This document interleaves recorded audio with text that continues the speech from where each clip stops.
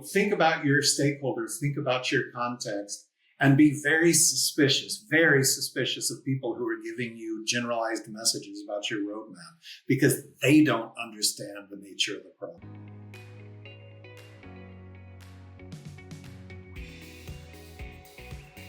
Welcome everybody to the Talking Roadmaps channel. Today I'm joined by Greg Prickril. Greg, it's great to have you on the show. Please introduce yourself. I am a product management consultant, trainer, and coach. I've been doing product management for over 20 years now. I was a consultant at IBM and had an opportunity to become a PM.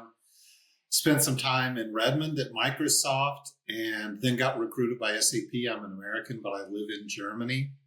And yet the last 10 years I've been consulting and training and coaching almost purely around product these days. I'm also now looking at the skills I've developed in product and seeing how I can help more traditional companies adopt a digital strategy. But that is me. If you're enjoying the channel, subscribe, hit the bell icon and give us a like. Well, Greg is one of the experts that we normally have on the channel, along with tool vendors and thought leaders as well. So, Greg, I know you fit into many of those categories. And in fact, we've worked together before. So I'm really excited to chat with you and talk a little bit more about the field of road mapping. Fantastic. Well, maybe we just kind of think a little bit about set the scene for road mapping. What do you think is the purpose of a roadmap, Greg? So I see the roadmap as part of a strategic progression. I call it the steps to strategic execution. So before you even think about a roadmap, you need to have what most people call a strategy together. And I divide that into a definition of success, very clearly define what success looks like. The next step is define a strategy, which is the course of action you'll take to be successful.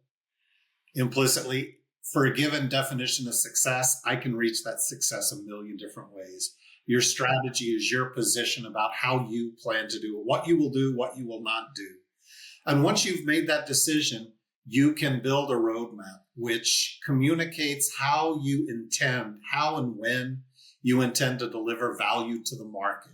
It's where the rubber hits the road. So it's all about, expressing things in terms of stakeholder value, primarily market value. And to a great extent, the things you put on your roadmap, the value, the items of value you plan to deliver, should correspond somehow to your strategy. I should see this nice flow that tells me I understand this definition of success. This is usually inward facing. We can all get behind this. I have an idea of what we're going to do and not do to achieve it. And now I know what value I'm going to deliver to the market, because the market doesn't really care about the first two things very much. They're very much focused on what value are they going to get from you. And depending on the market, when are they going to get it? That's a very clear and considered response to that. I think that succinctly wraps up a lot of my beliefs and understandings of road mapping as well. So it thrills me to say that. I think that's a golden nugget to share with our audience right off there, is that there are many ways of getting to that end point, and the strategy is about the game plan of how you're going to get there. And importantly, what you will and won't do. I think we often think about the roadmap as showing a lot of things that you will do, but actually sometimes the roadmap might even show something that you don't want to do on there, maybe. Before we chatted earlier on the interview, you mentioned something to me which really resonated, which was that we should product manage our roadmap. And I think that really resonated with me in terms of how we should approach that. Wonder if you could unpack that a little bit more. Yeah, it's an interesting way to think about our roadmap. It's a little recursive, but our roadmap has stakeholders. We're just one of them. So just like as a PM, if you build a product for you, there's a really good chance that the market will be disappointed. They have different needs. So as PMs, we need to think about who the audience is. And depending on our situation, we almost always have an internal audience. That could be engineering and other folks who use the roadmap to align. Our leadership wants to know what we're going to deliver. Remember, they're usually a step ahead of us in conversations they're having. They want to be able to talk, other senior leaders and senior leaders at customers about where things are going. And, my background is in B2B, and very important stakeholders were external. And this is a big difference that I've seen between B2C and B2B. And B2C, like, I don't know, TikTok's roadmap. I don't really care. New features show up. I'm using Miro for workshops now. I don't know the roadmap. I don't care, really. But in B2B, it's very often the case that you are as much selling the roadmap as the product that you have. You know, you're solving very complex problems, and it's very rare to have everything the customer needs. So what you sell them is what you have, and a promise to deliver what they need. So the roadmap takes on a different value. So we need to think about our roadmap as a product that we are delivering to a market. Who are these stakeholders? They all have different needs. And in a given context, in a given market, there are, different things that they want. So what I would advise people is you will hear a lot of generalized advice on roadmaps about whether you should include dates, don't include dates, make them objective driven, blah, blah, blah, blah, blah, blah, blah. You cannot generalize. Just like I don't think you can generalize about much in product management. You can't generalize much about roadmaps. You need to understand your context, your stakeholders, and deliver what's going to generate value for them. And if it's not going to generate value, like I don't care about Facebook's roadmap, I don't need to hear about it. Just that's one stakeholder you can pay a lot less attention to. But I can guarantee the leaders at Meta want to know what Facebook's roadmap is. There's no doubt about it. And saying, oh, I'm not going to put dates on it is really cute, right? It's really like this naive, generalized guidance that I think you should avoid when it comes to roadmap and product management in general. I totally agree. There's a lot of misinformation out there, and I think it's easy to get caught up on that, but you've got to understand the context. You've got to understand the stakeholders, the massive difference that there is between B2B and B2C. I've been a product manager in a predominantly B2B environment, and there's no way I could have got it. I used to look after the Dell ecom basket for the online purchase path, and so that was where 50,000 orders were going through daily to process things. There's no way that I could make changes to that weren't involving legal and tax and accounting and things like that. So absolutely agree, it's critical. And there's something that you mentioned in there that really stood out to me, which was that in B2B, it's very much around what you sell and also a promise, and that just really registered in my mind as something that totally made sense. The way that you approach things is different depending on your market and how your product set is. So we should absolutely accommodate that in our roadmaps as well. That was gold. So you mentioned things around the audience of a roadmap, and so we're creating a roadmap maybe for different audiences. Who do you think owns and maintains the roadmap within an organization? That is such an important question. And in my consulting practice, I do what are called maturity assessments. And sometimes I do these thought exercises. So I have a whole framework. I gather a bunch of data, pump it through a model. But I ask myself, if I had to ask one question of an organization to assess their maturity, what would it be? It's a kind of rhetorical exercise. But I can tell you, one of the first things I ask when I get there is who owns the roadmap? And there should not be any ambiguity. There should be no pausing. Whether I'm talking to a leader or an engineer or somebody in sales, the response should be product management. And if I see this hesitation, or if I hear people say, I don't know, then that implies, a lot. You can infer a lot from that statement. So to me, without a doubt, I would put it this way. Product management is accountable for the road. It's, a fairy tale to think you're going to go off in a corner and develop that thing by yourself. As we said, there are a lot of stakeholders, and some of them are powerful. Your leadership, you have powerful customers. That's another dynamic. In B2B, you may have 3 customers that represent 40% of your revenue. Guess what? They have, exaggerated influence on your priorities. Yeah, absolutely. It's that that balance between in that situation, in that scenario, it's that balance between delivering your business objectives and then delivering what some of your customers want. It might be things like funded development. So if they're giving some form of revenue, or there are commercial agreements that they're going to give you some form of benefit or funding to actually go and build those features for them. It's that balance in product, especially in B2B, of what do we need to build for the company? What do we need to build specifically to be able to get certain financial agreements for those customers, and balance that funded development between where we want to take the product and where our customers almost want to take the product. That is so important, Justin. And I think I kind of alluded to it before, but it's worth calling out specifically that product management all up is really about balancing what the market wants with what we want. So just because the market wants it doesn't mean we should do it. May not be within our core competencies, may not be profitable. There are a million reasons we might not want to do it. So we have to balance those, and the roadmap should clearly reflect those. And so many things come to mind. You know, the roadmap is at the intersection of so many important processes, right? You've got like release planning downstream, each kind of milestone on the release. You've got strategy. You've got market research. But at the end of the day, this thing should represent this balance. And an important stakeholder on the roadmap can be engineering, right? When you get to a mature product, we read a lot about making customers happy and innovating and all this stuff, but I can tell you, I did a lot of new product development. Second, third release, 60% of my capacity was just fixing what we screwed up and rushed to market in the first two releases. So yeah, this balance is really important, and it reminded me. I am working right now on a workshop around product discovery, and I found this old slide that I had built, which was basically a problem roadmap.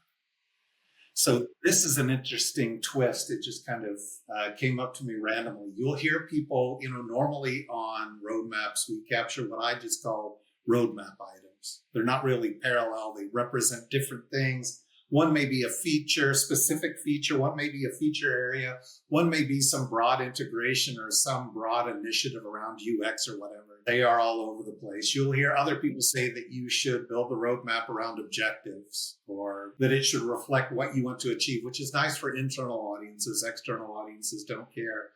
But it just occurred to me, I wanted to mention this, that I think an interesting idea is to build an inward-facing roadmap, probably. You can validate it with external folks, that shows what problems you want to solve over time.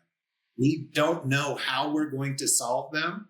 We don't know what features we're going to develop, but just a thought I had, something that I saw today, that it's interesting to think as I go forward, not what am I necessarily going to deliver. Let's flip that around and think, what problems do I want to solve and not solve in the future? Yeah, that totally agree. And you mentioned something there, roadmap items, and that's terminology that I've used intentionally with clients in the past, because they can get very caught up in the framework naming that they're used to, epics and stories and tasks, or initiatives or features and things like that. And so actually I quite like that, because roadmap items, almost the fact that it has to have you have to define it, means that we don't have preconceptions about what we see on the roadmap. And to your point, sometimes a story or a task can be as significantly important that it needs to be on our roadmap, along with 3 or 4 strategic initiatives. But if you kind of level set the expectations of that and say, actually, this is a roadmap item, that's what our stakeholders care about. They don't really care that this is a story and this is an initiative. It's got significant benefit that they're wanting to unlock and show that on the roadmap. So that makes total sense. And this, actually, it ties back to something we were talking about different versions, Greg, different versions of the roadmap. Yeah, and I told you, I always ask, who owns the roadmap? And then when I talk to PM, I look to see versions of the roadmap. That's a sign of maturity to me, because we have all these disparate stakeholders. I can remember when I was a PM at SAP, I had basically a spreadsheet that was kind of like the master roadmap, and I did not share that with everybody because there was a lot of embarrassing stuff on there. And I definitely wouldn't lead with a lot of those items when I talk to leadership, because what I was basically spending most of my capacity doing was fixing what we should have done right the first time. So, there's some massaging in the messaging there. Gartner would come on campus. I showed them something different because I wanted to highlight innovation and all the cool stuff. That isn't what I would show our biggest customers, our close customers. There were certain things they needed to see and certain things I wasn't that thrilled for them to see. And then you've got a roadmap. Again, in B2B, the roadmap is a sales tool. There's almost no way around it. So what I would show a prospect could very well be different than what I showed an internal customer, different than what I showed the market analyst, different than what I showed my leadership. Now, all these things should map very clearly to like some master version. I'm not talking about having just wildly different promises made to different people, but the way you show it and the way you position it, and you, in a different context, use such an important word, which is story. Your roadmap should tell a story. I should be able to look at it and I should be able to probably infer your strategy, but you shouldn't leave that to the audience. If I understand a little bit about your definition of success and your strategy, this roadmap should be like the other hand clapping and should tell me a story. It's like, oh, he said he was going to go the partner route, and boom, they're developing APIs. They're doing these things. He said that they were going to try to go down market. I see simplicity. I get it, right? Humans, we are hardwired, I think, to understand and, have stories resonate. And I think that's where you want to get. That's maybe the ultimate test. With a little bit of a preamble, does your roadmap tell a nice story? Yeah, totally agree. And that's part of, for me, the joy of road mapping is that it's an artifact that can be stylized. It can look beautiful. It gives important information for the person that needs to read it and interpret it and align with it. So it's that's why, I've made road mapping part of my career as a discipline of product management, because it's the one thing that I find really fascinating. Greg, you picked up something, and I think this is massively important. Sometimes when I speak to companies or clients, the roadmap is the highest point of their strategy. That's what they think their strategy is. But I know from your background, that's actually the very end of strategy for you. What are your thoughts on that statement? What's the relationship between a roadmap and maybe the vision, strategy, objectives? Where do they align? Yeah, so I look at strategy in the context of a broader model. It's called the business motivation model. You can look that up, but it defines means and ends. And the ends are the things you would like to achieve. That's your vision. That is this aspirational thing. You may never achieve it, but it defines this state that you would somehow like to achieve with your product. Then I can go to goals, which are general, objectives, which are very specific. And then, once I have a definition of success, as I said before, you need to have a position on how you plan to achieve it. Are you going to go direct market? Are you going to go through a channel? Are you going to, there are a million things that you will do, and some things you will explicitly not do to achieve it. And without those, you can build a roadmap without those. People do it. That's actually at least the 80% case, as you're kind of alluding to. But the tendency is when you don't have these things defined independently, is that you become extremely reactive. The loudest voice in the room is going to dictate what ends up on your roadmap. And you may show it to people. Sales is thrilled with it. Your customers are thrilled with it. Leadership is thrilled with it. But you are not moving in a strategic direction. The market can drive you straight into the ground. And now we're seeing a lot of talk around generative AI. I remember 15 years ago when people were talking about the cloud, people's customers were telling them, I will never put my data in the cloud. And the customers that waited lost, and some of them aren't around anymore. So you have to have this strategy that looks more broadly, looks at the market and says, look, where things are headed is here. And as a product manager, if you don't have this strategy explicitly defined and aligned, you don't have any chance at all of ever pushing back on revenue. The people with the money are always going to win. They're going to derail your roadmap with stuff that comes from some big deal, and you will be defenseless. And you might lose this argument anyway, but the first element of pushback you have is to say, do you remember we looked at this strategy? Do we still believe in it? Another sign of like organizational maturity and something that I would ask when I define a strategy and a roadmap is, to whom did we say no? Like, what can we point to where we said no to somebody important, not somebody we don't care about?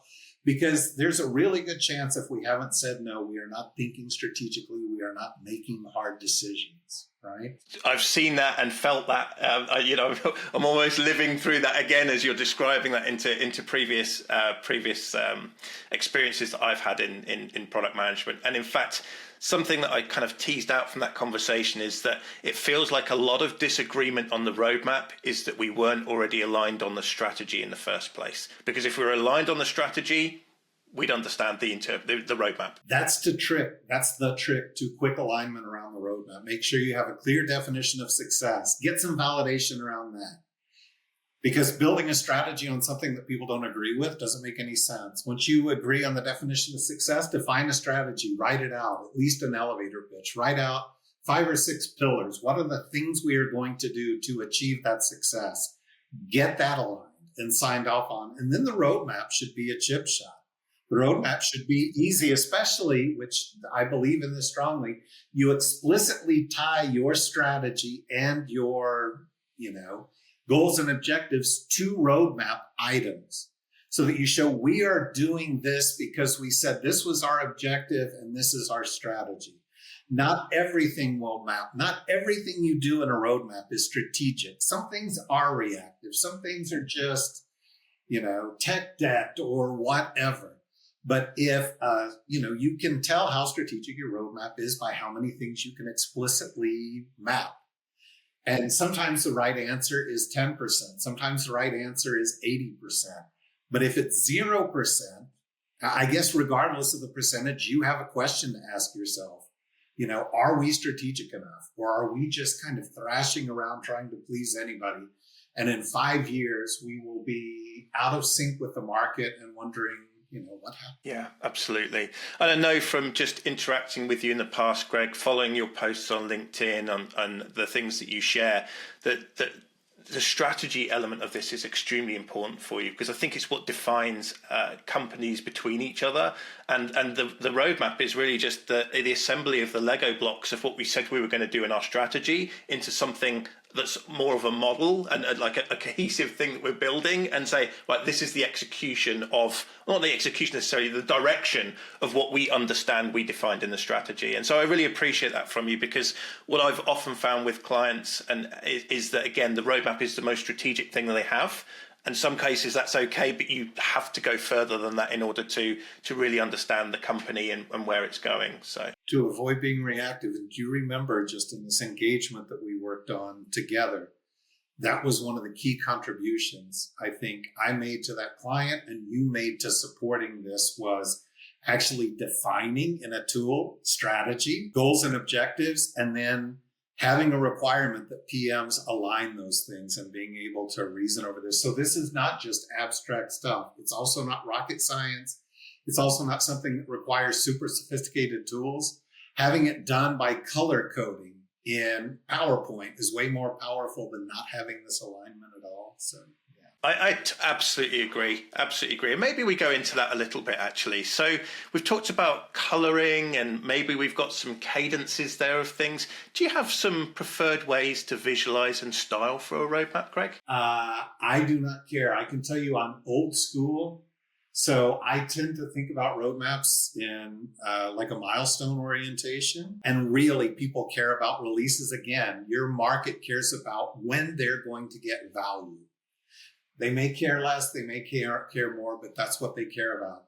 It always kind of shocked me. It's been maybe now 10 years that we've had a lot of these dedicated platforms for PMs, and they tend to represent roadmaps in Gantt charts, right? Which gives you this indication of the duration of development, which that's good for internal alignment, maybe leadership. Nobody else cares. And it's stupid to show it, quite frankly.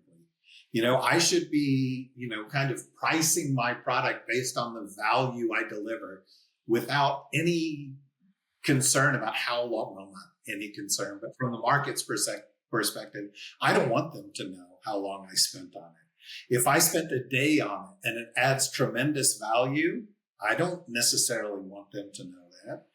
If I am spending a long time doing refactoring or moving to the cloud or something, I don't necessarily want to know that. So I think in milestones, I think of delivery. I know a lot of people talk about continuous delivery and those kinds of things. Once again, in general, like this grand unified objective we should have. It's not. In almost most cases, like I don't want a new feature every time I open an application, even the ones that I use for my own entertainment. It's disruptive, certainly the ones I rely on. And, if I am running somebody's accounts receivable, if I'm running their CRM, the last thing I want is to distract salespeople with some new widget, gadget, thing that shows up. So I think there are cases where you're delivering continuously. I think there are far fewer of those that are actually being done that make sense. You let little things slip. Obviously, you let it's fine to pass through bug fixes and all that stuff. But even people like Salesforce, who are the poster children for this whole SaaS model, still have releases. Why? And I guess that's an important point about roadmaps is, we tend to think that what limits what we can deliver is our development capacity. But in my experience in complex B2B, it's really your customer's ability to absorb changes. That's the limiting factor. So when we think about how we represent it, when we think about our cadence, what we should think about, this thinking that the faster I can deliver value is always better, is just false. Right? There's an optimal point. And based on your customers, your market, they may be overwhelmed with a release per year, right? Because every time you release it, they have to set up a test environment and a staging. Every time you release something new, it costs them millions of dollars. They are not interested in having these things. So again, think about your stakeholders, think about your context. And be very suspicious of people who are giving you generalized messages about your roadmap because they don't understand the nature of the problem. Oh, Greg, that's such great advice. Thinking about it in that way. And I've never thought about that in that way in terms of how quickly can your customers absorb the changes? What can they consume? Delivering quick change isn't necessarily, or iterative stuff isn't necessarily what they're wanting. I actually do agree. I don't know if it's that I'm getting older or there's too many applications in the space now, but I get quite frustrated when new applications come up on my, existing applications are on my phone and new functionality, they change the look of the icons. I've got to learn the GUI again and things like that, and it's just like sometimes that's not beneficial. So really good point around the context of how quickly can people absorb those changes. Yeah, I think that's changed the way I think about road mapping and maybe even some form of product management. Very nice. These are fundamental things, and as I said, I've been doing this 20 years. I think it's interesting, for the last 10 or 12 years I've had to think about this stuff in a very abstract way, right? To express it to clients, really get to the fundamentals. What matters. And again, I sound like a broken record, but I think the most fundamental insight that I've had in the last few years, based on 20 years in product management, is you cannot speak about it in a homogeneous way. You cannot say, this is the way you should set up your org. These are the roadmaps you should build. This is the way you should do this or that. There's some principles that are interesting to understand that apply more or less in different contexts. But now more than ever, with recent developments, we have to be extremely critical about what we hear. And there are some telltale signs that somebody is just trying to get clicks or, whatever. And chief among them is this generalization. If somebody is saying something about product management and they don't caveat it, if there's no nuance, that should be a signal to you that this person doesn't know what they're talking about. Because there are precious few, if any, things we can talk about that you can just blanket apply to every situation. Totally agree. And that's one of the reasons why I'm quite keen not to have things. I understand the intent behind them, but templates, frameworks, I think they're useful starting points. But when somebody takes one of those and just doesn't think about the intent, the nuance behind it, and uses it, I think sometimes that's where models and frameworks can be harmful. I think we've seen that with Agile. I think we've seen that with product management and how it's swinging from one side of product management to the other in terms of, when I was becoming a product manager, it was much more high-level strategic, profit and loss, understanding the customers. We've then seen the shift or the focus being more development or how quickly can we iterate and build features. And I think we're seeing the harm or some of the challenges around that. And now we're starting to become up the other way again, which is to start thinking about customer centricity and what that means, rather than a focus on delivery and story points and capacity in sprints, As a profession, we are way too delivery oriented. We need to be more business oriented. I've been saying this for a long time. I really see it as a theme, and I think a lot of people are thinking the same way. And my take today is that there are developments like generative AI that are going to essentially automate a lot of what we do, which is great. We will have time to think creatively.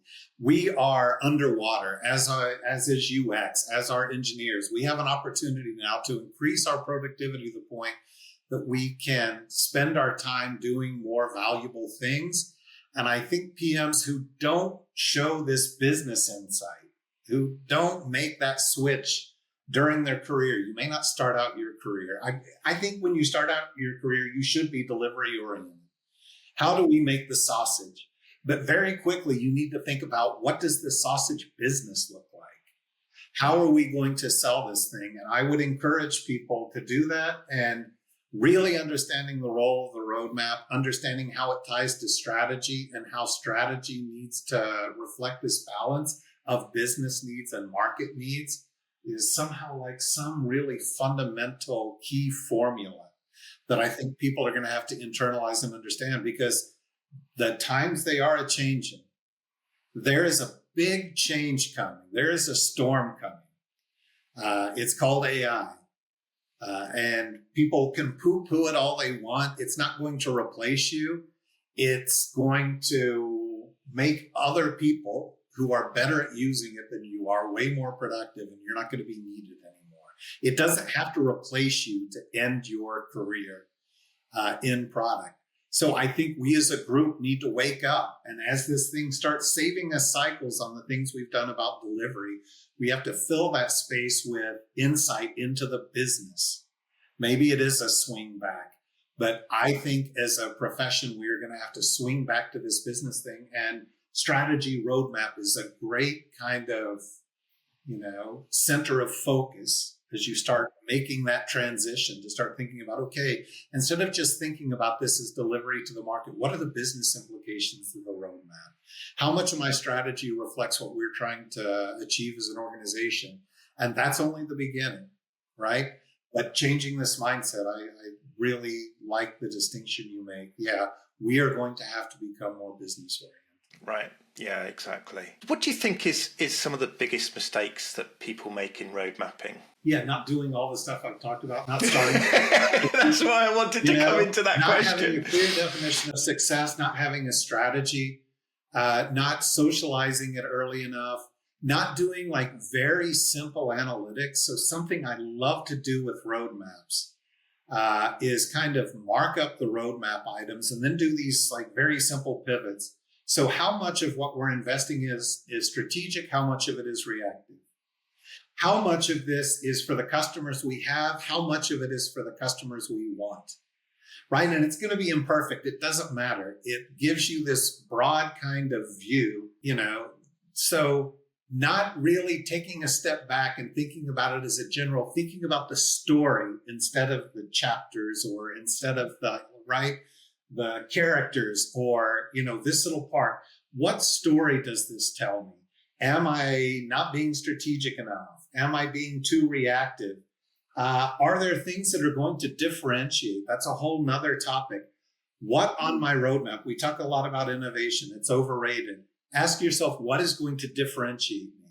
It may not be innovation, but as I look at this roadmap today, this is what differentiates me. Is that still what differentiates me 3 cycles down the road? If not, my roadmap better reflect that, because somebody is going to have to go out and sell this thing. I'm a B2B guy. That's the way I think about it. Or it has to sell itself, whatever. And there's got to be something that sets it apart from what everybody else is doing. And when we get in this super reactive mode, we never even ask that question. It's like, what customers am I pleasing now? What customers am I going to please, in the next turn of the crank?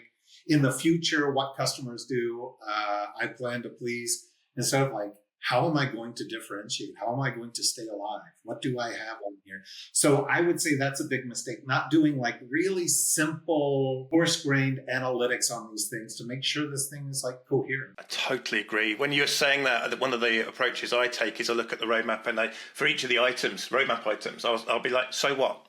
So what does that mean?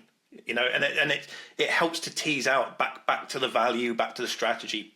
So what? So what happens when we deliver this? Why are we doing it? Do you have a pet hate that you really don't like to see on the roadmap? Nothing comes to mind. I think the closest that comes to that are these platitudes, these generalized things like next generation UX or something.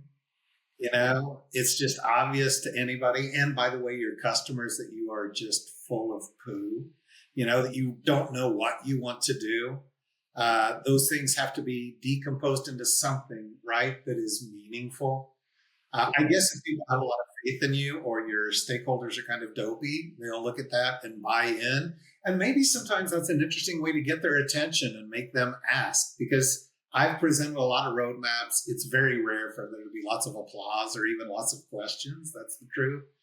But I hate to see like these really generalized, just platitudes, meaningful buzzword things. And now I guess the rage is now, next, later, or something. Roadmaps, by the way, that's what I've always done. I've been doing this 20 years. That's the tendency, to have this one bucket at the end that just represents the future, and you just stick every buzzword in the world there, But I guess those are the things that bother me, these general things that don't really tell me anything, that are taking up space, that something, that I could put something meaningful. Greg, that's a great response, and I hope our audience are going to get some value there. I know, again, that going through these, speaking to different experts, I still learn a lot, or it picks up a distant thought and brings it front of mind again, so I really appreciate that. Greg, you've been, since I've known you, maybe for the last 4 or 5 years or so, you've been one of the people that I really listen to as a voice from product management. Your extensive experience in B2B I've always appreciated, and your thoughtfulness around product management, because you can kind of have an introspection to that. So you're one of the people that I really value and take advice on product management in general. I'm curious, whose advice on road mapping and product management do you listen to? I think I have authority issues. So I don't care where a great thought comes from. As you're kind of saying now, sometimes you can talk to somebody and they remind, sometimes somebody just asks a question and it makes you think deeply about stuff.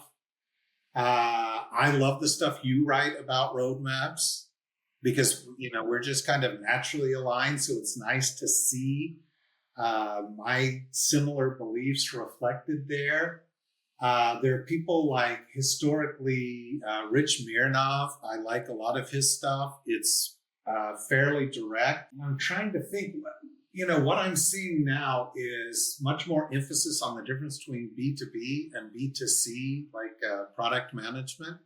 So I tend to gravitate more towards the B2B folks, but I think there is still like very little alignment. There are still a lot of people, what I am seeing is a lot of people violating kind of my basic rule of like just trying to tell people how to do their job.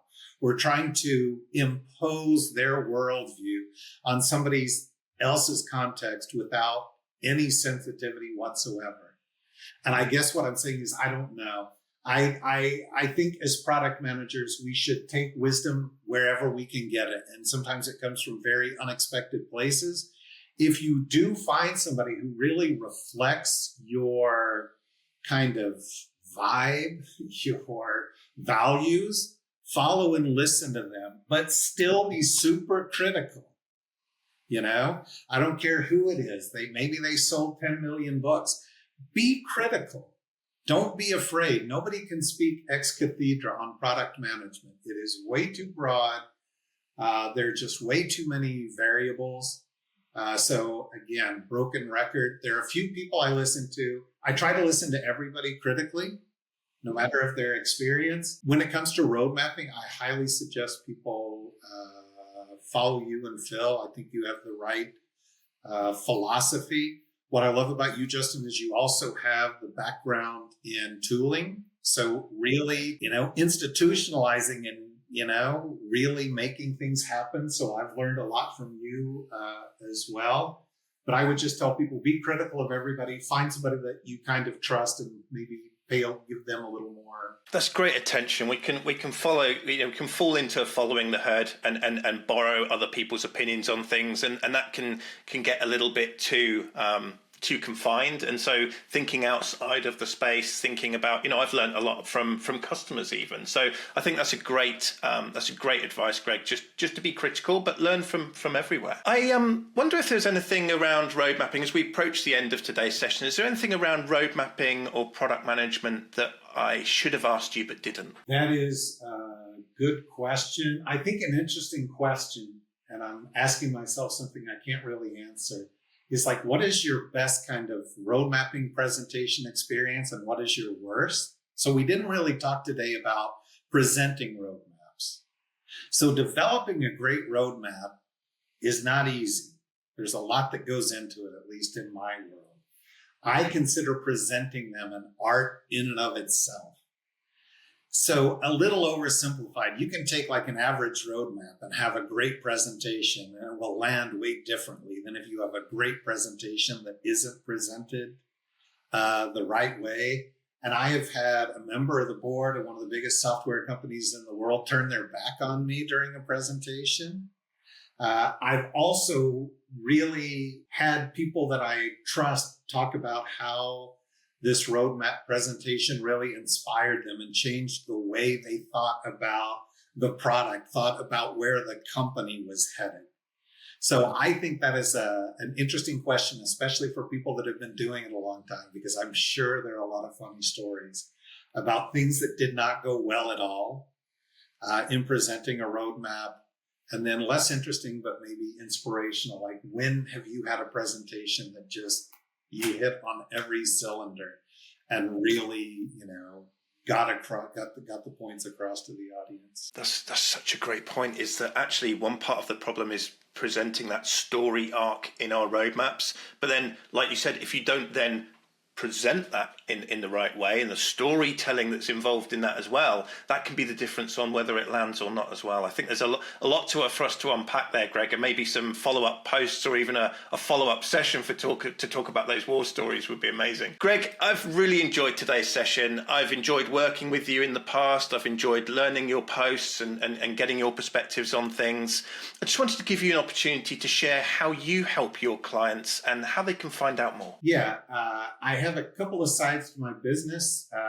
There's Pickril.com, which represents most of my consulting business. Most of what I do is around product management and maturity. So I don't usually act as like a fractional CPO or something like that. I go in, I gather a bunch of data, I help an organization figure out where they could be better, and then put a framework in place so that they move towards continuous improvement. I do a lot now. I'm trying to take all these different, what I consider assets that I have, like courses, workshops, coaching, this knowledge, and build programs for organizations. You didn't ask me about it, but I'll take this opportunity to say, a lot of people want to upskill their PMs. The quickest way to waste a lot of money is to just send them to training, check a box, and imagine that they're magically going to come back to work in the environment and apply everything that they learned. It doesn't happen that way. So I think one of the ways I help my clients is really pitching to them, things that are realistic that will stick, right? Avoiding this kind of checkbox mentality. So you can go to Pickril.com. You can go to Coach PMs. I coach all kinds of people who want to get to PM, into PM, CPOs. At this point, I have like a lot of experience that I can share through there.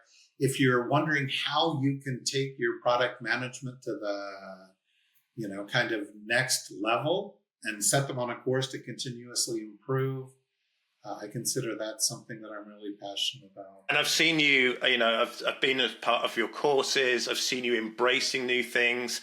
I think you've been very progressive in that space. So Greg, I just wanted to end by just saying thank you so much for joining us today. Thank you for your services to the product management discipline. I've learned a lot from you there as well. And thank you for joining us on today's channel. Yeah, thanks for having me. It was really my pleasure.